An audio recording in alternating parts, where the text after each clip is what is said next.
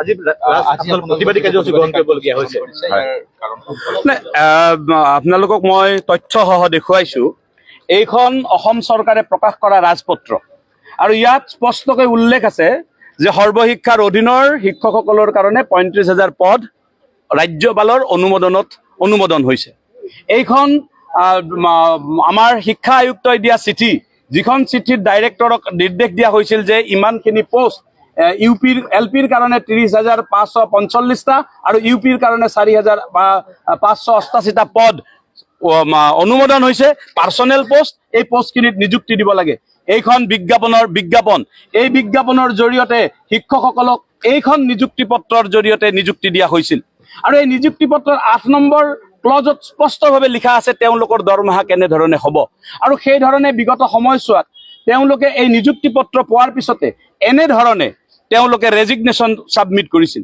Resignation submit কৰাৰ পিছত এনেধৰণে প্ৰত্যেকটো শিক্ষা বিষয়াৰ কাৰ্যালয়ে তেওঁলোকৰ ৰেজিগনেশ্যন একচেপ্ট কৰিছিল। তাৰ পিছত তেওঁলোকক দৰমহা দি থকা হৈছিল আৰু আজি হঠাৎ আমি দেখিলোঁ যে এইখন সৰ্বশিক্ষা অভিযান মিছনৰ পৰা এখন চিঠি দিছে, যিখন চিঠিত কোৱা হৈছে যে চেণ্ট্ৰেল গভৰ্ণমেণ্টৰ পৰা লোৱাৰ প্ৰাইমাৰী বিদ্যালয়ৰ কাৰণে 14,000ৰ পৰা 70,000 আৰু গ্ৰেড পে 7,000ৰ ভিত্তিত 15,147 টকাকৈ প্ৰতিগৰাকী শিক্ষকৰ বিপৰীতে চেণ্ট্ৰেলৰ ফাণ্ড আহিছে। গতিকে এই চেণ্ট্ৰেলৰ ফাণ্ডটোক ব্যৱহাৰ কৰিবৰ কাৰণে টেম্পৰাৰী এৰেঞ্জমেণ্ট হিচাপে এওঁলোকক SNA পৰ্টেলৰ জৰিয়তে দৰমহা স্পৰ্টছ মডিউলৰ জৰিয়তে দৰমহা দিয়াৰ ব্যৱস্থা কৰিছে আৰু সেই ব্যৱস্থা কাৰ্যকৰী কৰাৰ কাৰণে অসম চৰকাৰলৈকে কৰা অনুৰোধ ভিত্তিত অসম চৰকাৰৰ স্কুল এডুকেশ্যনৰ আয়ুক্ত মহোদয়ে কি কৰিছে, এখন চিঠি আমাৰ ডাইৰেক্টৰলৈকে পঠিয়াইছে যে তেওঁলোকক তালৈকে পঠিয়াই দিব লাগে, তেওঁলোকৰ দৰমহা হ'ব। এতিয়া প্ৰশ্নটো হ'ল এই শিক্ষকসকলে ৰেজিগনেশ্যন দিয়াৰ পিছত কি কাৰণত আজি সৰ্বশিক্ষা অভিযান মিছনলৈকে চেণ্ট্ৰেল গভৰ্ণমেণ্টৰ ফাণ্ড আহিল? তাৰমানে তেওঁলোকক নিয়মীয়াকৰণ কৰা হোৱা নাই, এই কথাটো স্পষ্ট হৈ গৈছে। যদি নিয়মীয়াকৰণ কৰা হোৱা নাই তেওঁলোকৰ লগত আভুৱা ভৰা হ'ল কিয়? তেওঁলোকক 15,000ৰ পৰা 20,000 পৰ্যন্ত টকা তেওঁলোকে 11টাকৈ ইনক্ৰিমেণ্ট ছেক্ৰিফাইচ কৰি তেওঁলোকে ইয়াত ৰেগুলাৰাইজ হৈছে। গতিকে এতিয়া যদি কোনোবাই কয় যে তেওঁলোকে দৰমহাটো কেনেকৈ পাব, ক'ৰ পৰা পাব, সেইটো আমাৰ বিষয়, তেওঁলোকৰ বিষয় নহয়, সেই কথাটো আমি কেতিয়াও মানি ল'ব নোৱাৰোঁ। মোৰ একাউণ্টত পইচা সোমাব, মোৰ একাউণ্টত কেনেকৈ পইচা সোমাব সেই কথাটো আমি জানিব লাগিব আৰু আমি জানিব বিচাৰি গম পাইছোঁ যে আমাক এটা ভুল পদ্ধতিৰে যিটো পদত আমি পদত্যাগ কৰিছোঁ সেই পদলৈ অহা পইচাৰে আমাক দৰমহা দিব। আজিৰ পৰা 10 বছৰ পিছত যদি মোক এই প্ৰশ্নটো ৰাজ্য চৰকাৰৰ সেই সময়ৰ বিত্ত বিভাগে সোধে যে আপুনি যে এই 15,000 টকাৰ পইচাটো লৈছিল আপুনি পদত্যাগ কৰাৰ পিছত কিয় লৈছিল, সেই উত্তৰটো আমি কি দিম? সেই উত্তৰটো দিবৰ সময়ত আজিৰ যিসকল বিষয়া তেওঁলোকতো বিষয়া হৈ নাথাকে। আজি অসমৰ এনেকুৱা ঘটনা বহুত আছে, যিসকল বিষয়াই নলবাৰীত OBB এপইণ্টমেণ্ট দিছিল তেওঁলোকে সুন্দৰকৈ ৰিটায়াৰমেণ্ট লৈ বহি আছে, কিন্তু আজি আমাৰ শিক্ষকসকল কক বকাই আছে, এপইণ্টমেণ্ট পোৱা নাই। আজি এইসকল শিক্ষককো একে অৱস্থালৈকে লৈ যাব খোজা হৈছে। এওঁলোক ডলাৰ বগৰী নেকি? ইয়াত শিক্ষামন্ত্ৰী আজি কিন্তু কৈছে, কি কৈছে? শিক্ষামন্ত্ৰী আজি কৈছে যে আপোনাৰ ট্ৰেজাৰীৰ জৰিয়তে ট্ৰেজাৰীটো দিছপুৰ ট্ৰেজাৰী হয়, কিন্তু মোৰ ট্ৰেজাৰী হ'ল শিৱসাগৰ ট্ৰেজাৰী। শিৱসাগৰ ট্ৰেজাৰীৰ পৰা মই দিছপুৰ ট্ৰেজাৰীলৈকে কিয় আহিম? মই বঙাইগাঁও ট্ৰেজাৰীত দৰমহা পাব লাগে, মই বঙাইগাঁও ট্ৰেজাৰীৰ পৰা ইয়ালৈকে কিয় আহিম? আনিব কিয়? প্ৰচেছটো কি কাৰণত আনিব লগা হৈছে? কাৰণটোহে মূল কথা। কাৰণটোৱে হ'ল এটাই যে চেণ্ট্ৰেল গভৰ্ণমেণ্টৰ ফাণ্ড ইউজ কৰিবৰ কাৰণে SNA স্পৰ্টছ মডিউলটো ব্যৱহাৰ কৰা হয়। এতিয়া SNA স্পৰ্টছ মডিউলটো ব্যৱহাৰ কৰাৰ কাৰণে এইসকল শিক্ষকক এই কাৰণেই বাছি লোৱা হৈছে যে এওঁলোক প্ৰথমতে SSৰ আণ্ডাৰৰ শিক্ষক আছিল। এতিয়া এওঁলোকক আকৌ SSৰ আণ্ডাৰৰ শিক্ষক হিচাপে দেখুৱাব বিচৰা হৈছে। এতিয়া তেওঁলোক আচলতে হয় নেকি শিক্ষক? তেওঁলোক SSৰ আণ্ডাৰৰ শিক্ষক হয় নেকি? হয় যদি হয় বুলি কওকচোন। শিক্ষামন্ত্ৰী ডাঙৰীয়াই এই কথাটো কওক যে এওঁলোক সৰ্বশিক্ষাৰ অধীনৰে শিক্ষক, এওঁলোক কণ্ট্ৰেকচুৱেল হৈ আছে, এই কথাটো কওকচোন। তেতিয়াহ'লে মুখ্যমন্ত্ৰী ডাঙৰীয়াই খানাপাৰাৰ ফিল্ডত ইমান ডাঙৰ সভা পাতি দিয়া নিযুক্তি পত্ৰখন কি ভুৱা আছিল নেকি? নে ৰাজ্যপালে দিয়া অনুমোদন দিয়া পদখিনি ভুৱা আছিল? এই কথাটো আমি কেতিয়াও মানি ল'ব নোৱাৰোঁ।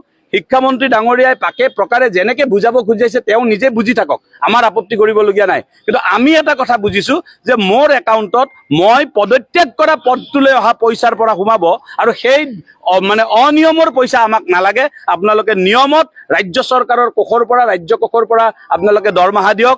আমি এনেও কিছু দৰমহা কমাই লৈছোঁৱে, 15ৰ পৰা 20,000। আপোনালোকে যদি আৰু কিবা 500 টকা কমাই দিয়ে কমাইয়ে দিয়ক, কিন্তু আমাক এইবোৰ কাম নকৰিব। আৰু যদি নিব লাগে সকলো নিয়মীয়া শিক্ষকক লৈ যাওক।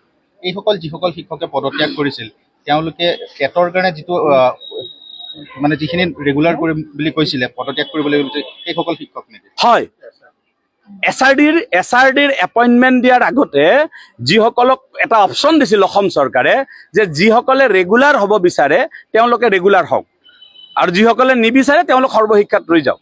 আৰু ৰেগুলাৰ হ'ব লাগিলে কিন্তু আপোনালোকে নতুন দৰমহাত আহিব লাগিব। আৰু সেইমতে তেওঁলোকে ছেক্ৰিফাইচ কৰিলে। 11 বছৰৰ সম্পূৰ্ণ 11 বছৰৰ ইনক্ৰিমেণ্ট তেওঁলোকে বাদ দি আহিছে, চিনিয়ৰিটি বাদ দিছে, বিভিন্ন ছেক্ৰিফাইচ কৰিছে এটাই স্বাৰ্থ, সেইটো হ'ল যে আমি ৰেগুলাৰ হ'ব লাগে, আমাৰ ভৱিষ্যতৰ এটা সুৰক্ষিত হ'ব লাগে। এতিয়া অসুৰক্ষিত ভৱিষ্যতলৈকে তেওঁলোকক আকৌ ঠেলি দিয়া হৈছে। আৰু এই অৰ্ডাৰখনত কৈ থৈ দিছে যে আমি এইটো টেম্পৰাৰী এৰেঞ্জমেণ্ট কৰিছোঁ, তাৰ মানে কেইদিনমান পিছত আকৌ কিবা বেলেগ কৰিব। এই ধৰণৰ কথাটো কেতিয়াও মানি ল'ব পৰা বিধৰ নহয়।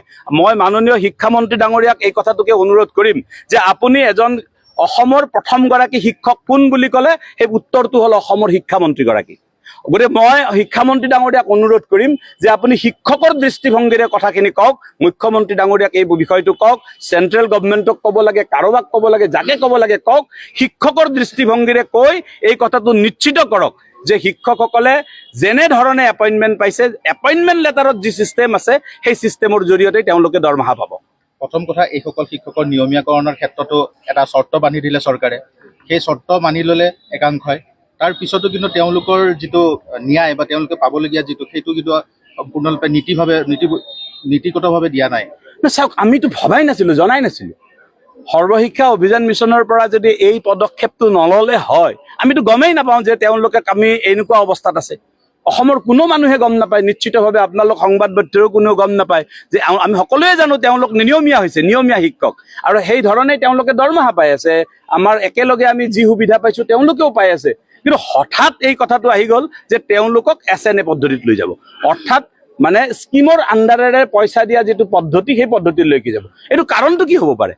কাৰণটো এটাই যে তেওঁলোক স্পষ্টকে মানে ইয়াত প্ৰশ্ন সোধাৰ কথাই নাই। চিঠিখনত স্পষ্টভাৱে MD ডাঙৰীয়াই অসম চৰকাৰৰ শিক্ষা বিভাগক জনাইছে যে এওঁলোকৰ এগেইনষ্টত 15,700 কিবা টকাকৈ আহি আছে।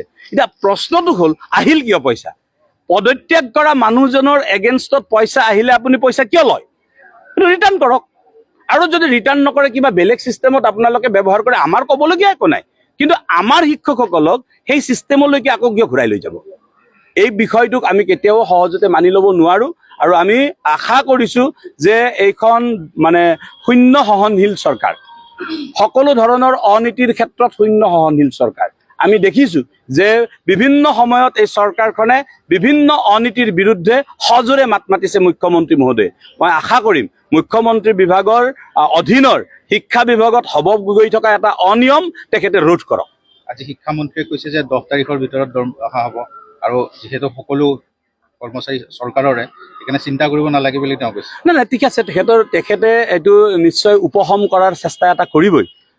মই বাৰে বাৰে কৈছোঁ যে হয়, দৰমহাটো কেনেকৈ দিব সেইটো চৰকাৰৰ বিষয়, কিন্তু মোৰ একাউণ্টত যেতিয়া পইচা সোমাব, ক'ৰ পৰা সোমাল চোৱাটো মোৰ অধিকাৰ। কাৰণ মোৰ একাউণ্টত যদি যি টি পইচা এটা সোমাই গৈ আৰু কাইলৈ যদি মই সেই পইচাটোৰ কাৰণে জবাবদিহি হ'ব লাগে, তেতিয়াহ'লে সেই জবাবদিহিটো কোন হ'ব? এই বিষয়াসকলটো নহ'ব। গতিকে মই নিজে জবাবদিহি হ'ব লাগিব। আজি বিভিন্নজন শিক্ষকে বিভিন্ন সময়ত ব্যক্তিগত মানে অসুবিধাৰ কাৰণে বিভিন্ন সমস্যাৰ সৃষ্টি হৈছে। আজি এখন বিদ্যালয়ত যদি কিবা কাৰণত মিড ডে মিল এদিন খুওৱা নাই, সেই শিক্ষকজন ছাছপেণ্ড হয়, দুৰ্নীতি কৰা বুলি অভিযুক্ত হয়। এতিয়া এই ডাঙৰ এটা যিটো দুৰ্নীতি হ'বলৈ গৈ আছে, সেই বিষয়টো কোনে চাব? পদত্যাগ কৰা শিক্ষকজনৰ এগেইনষ্টত পইচা আহে আৰু সেই পইচাটো আকৌ তেওঁক দিব, এই কথাটো কেনেকৈ আমি মানি ল'ব পাৰিম? কথাটো আপোনালোকৰ জৰিয়তে সকলোকে আমি বিবেচনা কৰাৰ কাৰণে অনুৰোধ জনাইছোঁ। আমি বিশ্বাস ৰাখিছোঁ যে মুখ্যমন্ত্ৰী মহোদয়ে হয়তো গোটেই বিষয়টো গম নাপাবও পাৰে, বিভিন্ন পৰিস্থিতি হৈ আছে, তেখেতে গম পালে নিশ্চিতভাৱে এই বিষয়টো সমাধান কৰিব বুলি আমি আশাবাদী। আৰু কোনো কাৰণতে মানে এই স্কিম মানে অন্তৰ্ভুক্ত হোৱা পইচাৰে আমাৰ শিক্ষকক দৰমহা দিয়াৰ চেষ্টা নকৰাটো ভাল। এই কাৰণেই ভাল যে মোৰ একাউণ্টত সোমোৱা পইচাটোৰ জবাবদিহি মই হ'ব লাগিব। কাৰণ মই আজি মোৰ এটা একাউণ্টৰ লগে লগে মোৰ আপোনাৰ ইনকাম টেক্স ফাইল আছে। ইনকাম টেক্স ফাইলত এই পইচাটো ডেফিনেটলি ক'ৰ পৰা সোমাইছে, কেনেকৈ সোমাইছে, এটা সময়ত কোনোবাই ইয়াৰ ইনকুৱাৰী কৰি দিলে আমাৰ শিক্ষকসকল কিয় ফচাব লাগে? গতিকে আমি এই কথাটো কেতিয়াও সহজভাৱে ল'ব নোৱাৰো। শিক্ষামন্ত্ৰী ডাঙৰীয়াই যিমানেই কনভিন্স কৰিবলৈ চেষ্টা নকৰক কিয়, এই পদ্ধতিটো আমাৰ প্ৰশ্নটোৰ উত্তৰটো আগতে লাগে। কালি যিহেতু আপোনালোকৰ শিক্ষামন্ত্ৰীৰ লগত মিটিং হৈছিলে, বৈঠক হৈছিলে, তেওঁৰ ভূমিকাটো কেনে দেখিছে? তেখেতৰ এই একেখিনি কথাকেই তেখেতে কৈছে যে আপোনালোকে এইটো চিন্তা কৰিব নালাগে, আপোনালোকৰ দৰমহা পাব, আপোনালোকৰ কোনো পইচা হাৰণ ভগন নহয়, ফি নাচামতেই পাব, ইত্যাদি ইত্যাদি যিখিনি হয় হ'ব। কিন্তু তেখেতে এই প্ৰশ্নটো এৰাই চলিছে। আমি যেতিয়া প্ৰশ্নটো সুধিছো যে এখেতসকল পদত্যাগ কৰাৰ পিছত, আপোনালোকে একচেপ্ট কৰাৰ পিছত তেওঁলোকক আকৌ সেই হেডতলৈকে কিয় লৈ যায়, এই প্ৰশ্নটো কিন্তু আমি উত্তৰ তেওঁলোকৰ পৰা পোৱা নাই। তেওঁলোকে এটা কথাই কয় যে আমি কেনেকে দৰমহা দিম সেইটো আমাৰ বিষয়, কিন্তু আমাৰ প্ৰশ্নটো হ'ল আমাৰ একাউণ্টত কেনেকে পইচা সোমাব সেই কথাটো চোৱাটো আমাৰ নিজৰ দায়িত্ব। পৰৱৰ্তী আপোনালোকৰ পদক্ষেপ কি? নিশ্চিতভাৱে আমি ইতিমধ্যে ঘোষণা কৰিছো যে আমি পৰিস্থিতি বৰ প্ৰতিকূল, মানে এতিয়া আপোনালোকে দেখিছে যে বানপানী হৈ আছে, চেঞ্চাছৰ কাম আছে, সকলো শিক্ষক আমি চেঞ্চাছৰ ডিউটিত আছো, তাৰ মাজতেই আমি প্ৰতিবাদ চলাব লাগিব। আৰু সেইকাৰণে আমি ইতিমধ্যে ঘোষণা কৰিছো যে যদিহে এইকেইদিনৰ ভিতৰত বিষয়টো সমাধান নহয়, আমি 12 তাৰিখৰ পৰা 300কৈ শিক্ষক প্ৰতিদিনে প্ৰাথমিক শিক্ষা সঞ্চালকালয়ত অৱস্থান ধৰ্মঘট আমি কৰিম। আৰু আমি আজিতেই ইতিমধ্যে আমি ৰাজ্যিক সন্মিলনীৰ তৰফৰ পৰা কেন্দ্ৰীয় চৰকাৰলৈকে আমি এখন স্মাৰক পত্ৰ দিম। আৰু আমি এই গোটেই বিষয়টো আমি জনাই আমি কেন্দ্ৰীয় চৰকাৰক আমি এই প্ৰশ্নটো আমি একেখিনি প্ৰশ্ন আমি উত্থাপন কৰিম। অৱশ্যে আমি এটা সিদ্ধান্ত লৈছো যে যিহেতু মুখ্যমন্ত্ৰী মহোদয়ক আজি প্ৰশ্নটো সুধিছো, যে আজিয়েই আমি মুখ্যমন্ত্ৰীৰ পৰা উত্তৰটো আমি পাওঁ নেকি, আমি অপেক্ষা কৰাটো উচিত। আমি অপেক্ষা আমি কৰিম, তাৰ পিছতে আমি এই স্মাৰক পত্ৰ আমি প্ৰেৰণ কৰাৰ বাবে আমি ব্যৱস্থা গ্ৰহণ কৰিম। আৰু এই কথাটো আপোনালোকৰ জৰিয়তে কৈছো যে কোনো কাৰণতে যিটো সিদ্ধান্ত, কিমান অমানৱীয় সিদ্ধান্ত আপোনালোকে চিন্তা কৰক। 31 জুলাইৰ দিনাখন অৰ্ডাৰখন দিছে আৰু ট্ৰেজাৰীবিলাকলৈকে খবৰ দি দিছে যে আপোনালোকে দৰমহা নিদিব। কোনোবা ট্ৰেজাৰীয়ে দিলে, কোনোবাই নিদিলে, এটা অৰাজক পৰিস্থিতি। এই বানপানীৰ মাজত ককবকাই থকা শিৱসাগৰ, নাজিৰা, চৰাইদেউ, যোৰহাটৰ শিক্ষকসকলে দৰমহা পোৱা নাই। কিমান অমানৱীয় কথা এটা কাম কৰিছে। কিয় আপোনালোকে আগতে কিয় নকৰিলে?